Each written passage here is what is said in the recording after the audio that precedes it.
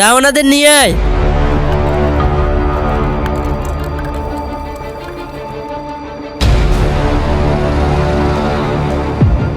এটাই কি সেই তরমুজের ক্ষেত যেটার জন্য আমাকে আনা হয়েছে? জি জনাব, আসেন আসেন। বস, পার্টি চলে এসেছে। হ্যাঁ ভাই, তোমার কত বিঘা তরমুজের ক্ষেত? ভাই পুরা 5 একর জমিতে তরমুজ লাগিয়েছি, খালি তরমুজ আর তরমুজ। এই দেখেন ভাই, একদম পিওর মাল, ভিতরে একদম টসটসা লাল, পুরো জমিতেই ছড়িয়ে রয়েছে। আমি বলতেছি মালেরও গ্যারান্টি, ওজনেরও গ্যারান্টি। মাল চেক না করে তো আমরা বাইনা দেই না। 2-1টা তরমুজ আগে কাটো, তারপরে দেখা যাবে। এখনই কাটতেছি ভাইজান।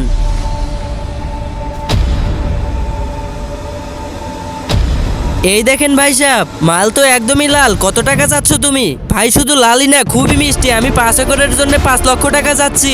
5 লাখ তো অনেক টাকা, দেওয়ার মতো দাম বলো। আরে ভাই, মাল তো চেক করে দেখেন, এমন মাল কোথাও পাবেন না। তারপরও 40,000 কম করতেছি। 4,60,000-এ দিবেন কি?